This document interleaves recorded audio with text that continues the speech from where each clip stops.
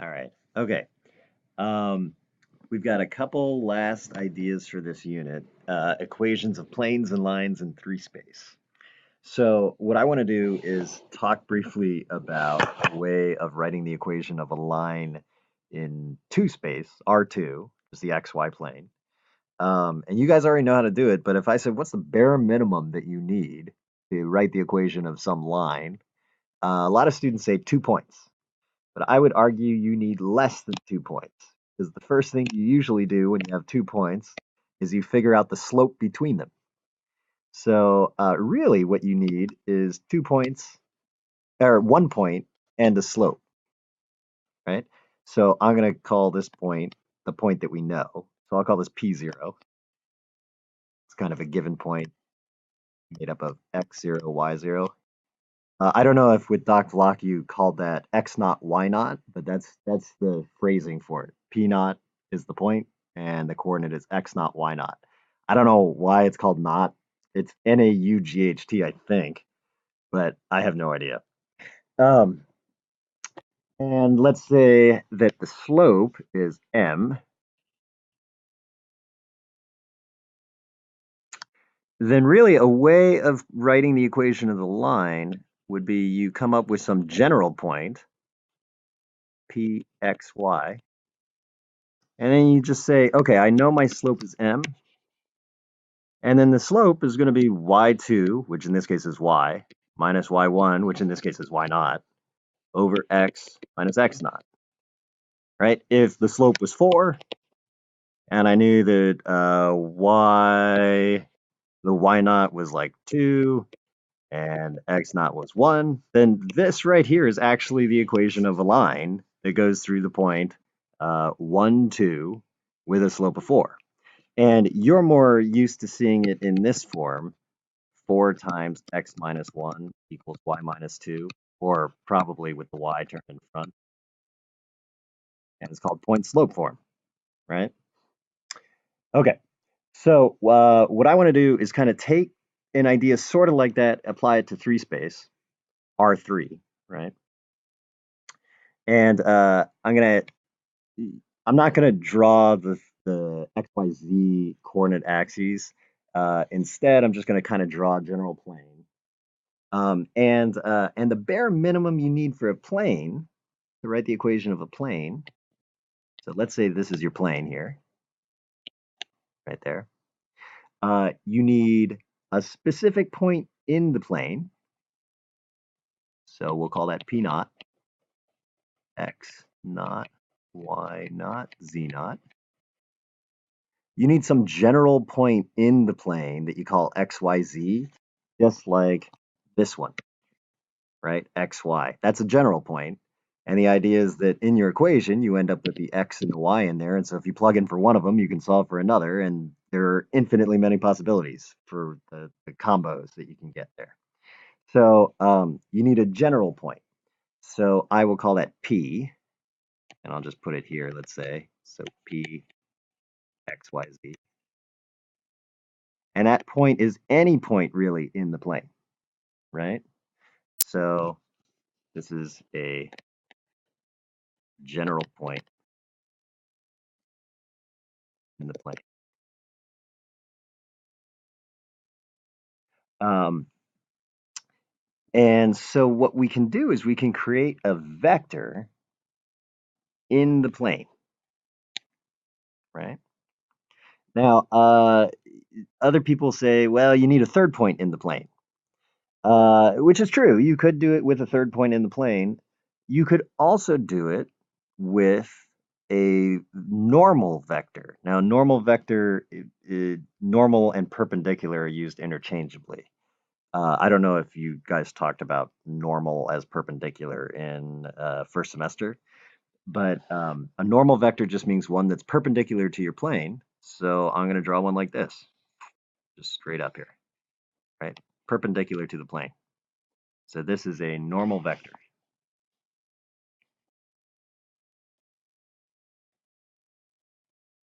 And I'll call that, let's just call it ABC.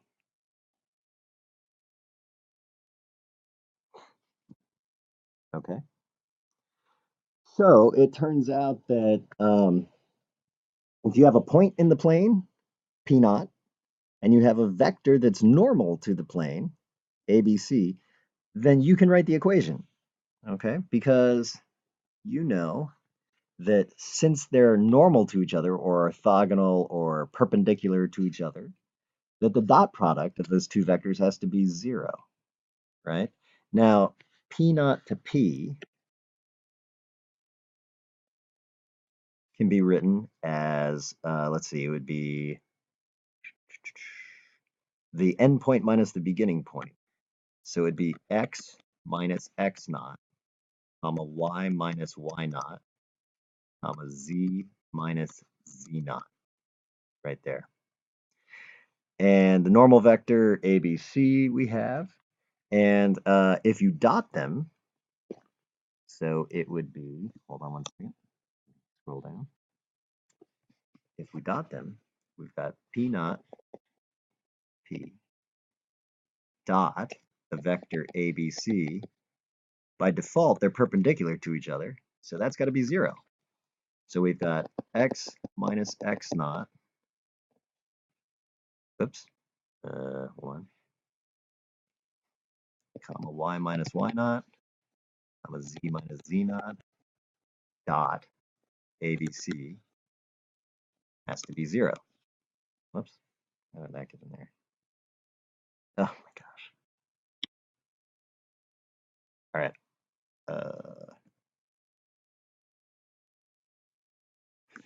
Just ignore that guy.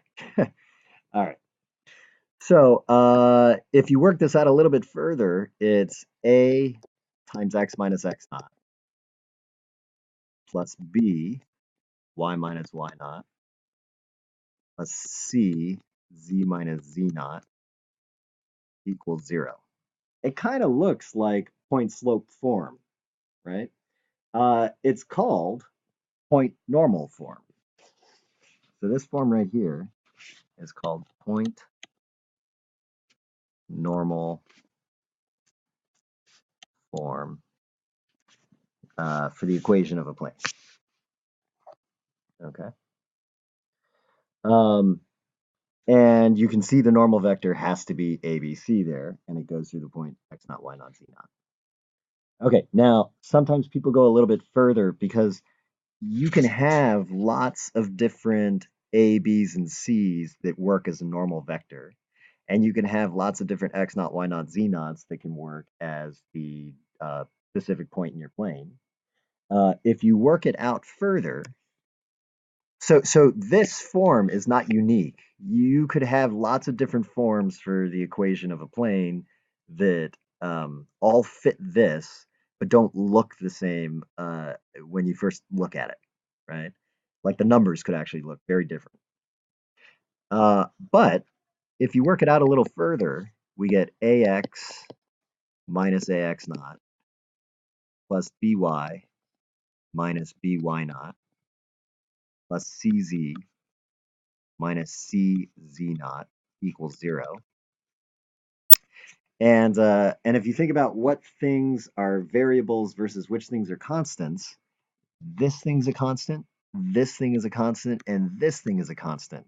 So a lot of times you end up adding all those together, or I guess subtracting them from one another, and you end up with ax plus by plus cz plus some other constant, d, equals 0. Okay. This form, everybody would get the same version of that if you simplify it. Like if you can divide everything by 2 first, then you do that, right? But then everybody gets the same form. So this form is called the general form for equation of a plane. For equation of a plane. And let's see. Oh, and it's unique when simplified.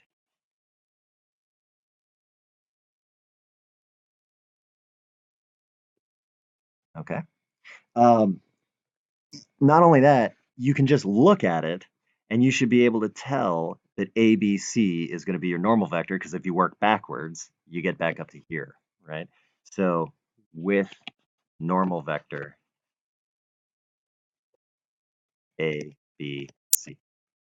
Now, so if I just throw some equation at you, like 4x plus 2y minus, oh, what just happened there? Hold on. There. Minus 3z plus 1 equals 0. Well, then you can say right away that a vector that has to be perpendicular to that plane is the vector 4, 2, negative 3.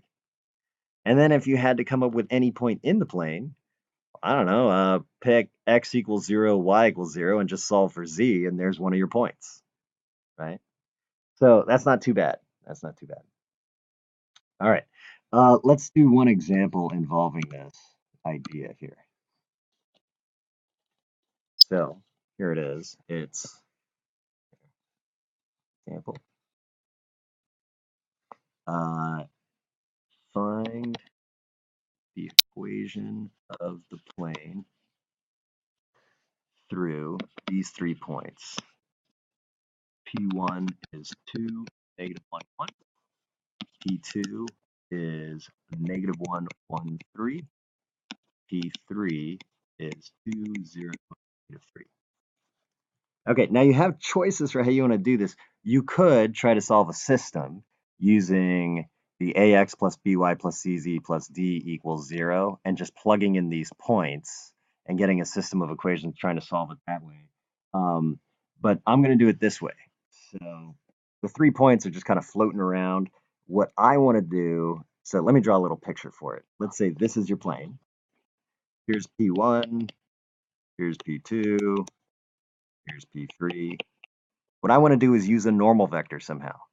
So I know that I can create a couple of vectors like P1, P2 and P1, P3.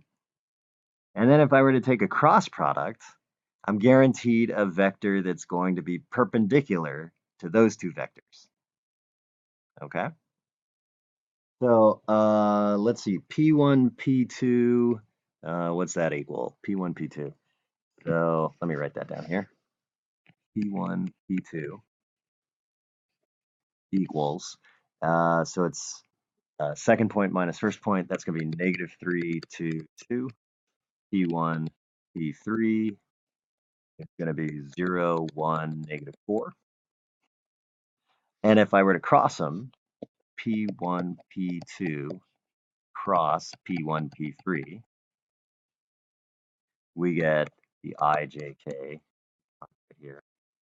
This is negative 3, 2, 2, 0, 1, negative 4. And then I'm just going to kind of wave my hands over this and tell you now it's going to end up being negative 10, negative 12, negative. Okay. So this vector is guaranteed to be perpendicular to the two that are in your plane. It's perpendicular to the entire plane, in fact, right? If you had to figure out which way it's going, you're going to do the right hand rule. So you would take your right hand and extend your fingers in this direction and then curl your fingers of the right hand towards this vector. And then the way that your thumb points in that case should be down, right? So that means that the vector that's normal in this case is the one that's pointing downwards here. Let me make that look a little bit better. Sorry, it's kind of hard to draw on a laptop screen. So it would look like this. Dot, dot, dot, dot, dot, dot, solid, right there. So this is the vector that's perpendicular to the plane. So it's perpendicular to that vector and perpendicular to this vector. So it's negative 10, negative 12, 3. And then what you can do is you can set up dot product now from P1 to a general point in your plane, right? So I'm just going to call that P, X, Y, Z, right? So P1 to P1, oh my goodness, it's so hard writing on this thing. Bear with me, please. So P1 to P is going to be X minus, what's P1? 2, comma, y plus 1, comma, z minus 1. Okay, because P1 was 2, -1, 1, right? Yeah. Okay. And the normal vector is that -10, 12, -3. So then the equation of the plane will be the dot product of those two set equal to 0. So it's going to be x minus 2, let's do that, comma, y plus 1, comma, z minus 1, dot, -10,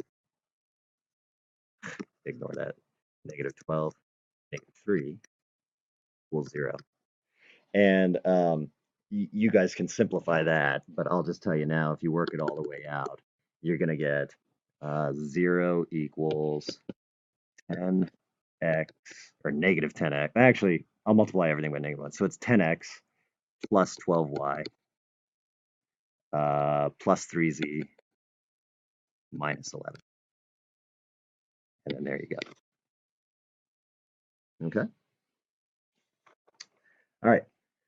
So that is the way that you come up with the equation of a plane. Let's do the equation of a line in 3 space. A line is a little bit simpler in my opinion. So a line in R3.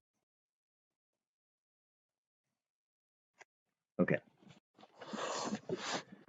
So, by the way, if you look at this one, notice the vector that's perpendicular that you would choose from this is 10, 12, 3.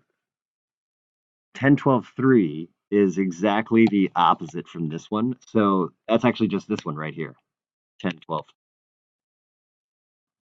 So you can use either one. If you get all negatives, you can just switch the signs and it's just pointing the exact opposite direction.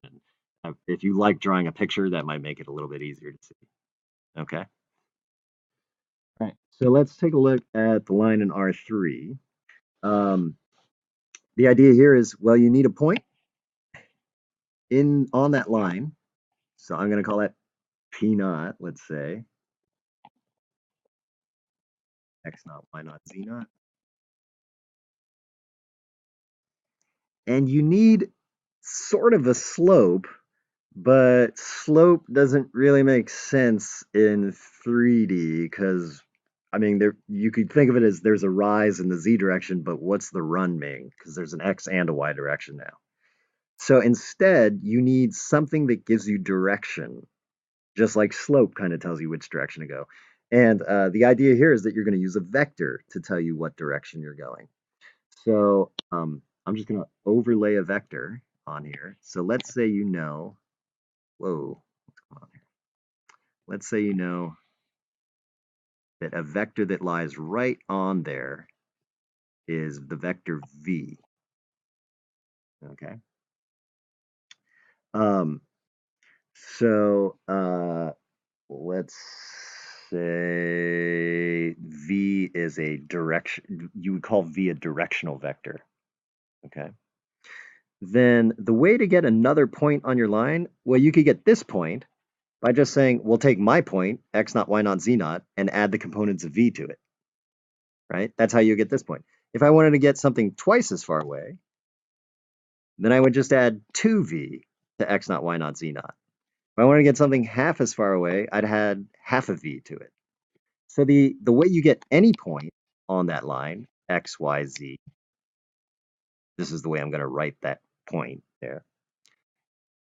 It's really, you take your starting point, x naught, y naught, z naught,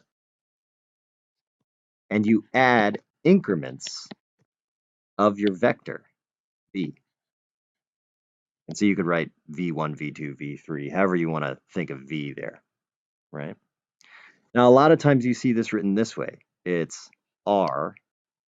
They kind of write that as its own vector, even though it's really representing points on the line, equals r naught.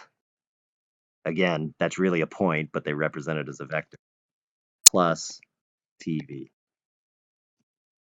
Okay, and t is just any scalar, right? If it was negative, by the way, then you're just looking at points back here instead. That's all, pointing the opposite direction to B. Okay.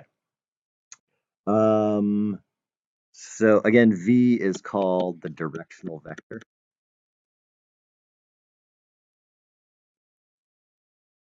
Um, if R is position, then V ends up being the velocity vector if you've studied that before. Okay. Let me see what else here.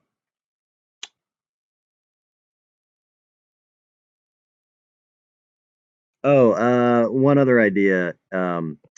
This is more related to plane stuff. It'll come in handy for that. Uh, so let me just tack this on here.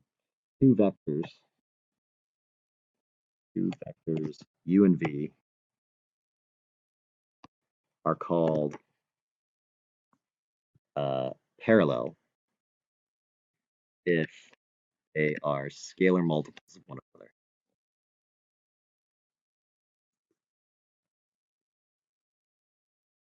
So in other words, that means U could be written as C times B, right? Where C is some scalar. And if two normal vectors, two normal vectors are parallel and their respective planes, the planes that they're normal to,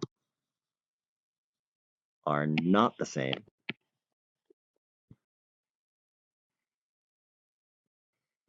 plane, then you would say that the planes are parallel too.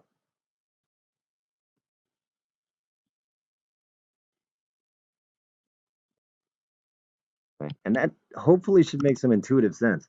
If you have two planes and you've got a normal vector to one of them, and you've got some other plane somewhere, and you've got a normal vector to that one, and the normal vectors are parallel to each other, then the planes better be parallel to each other too, as long as they're not already the same plane, right?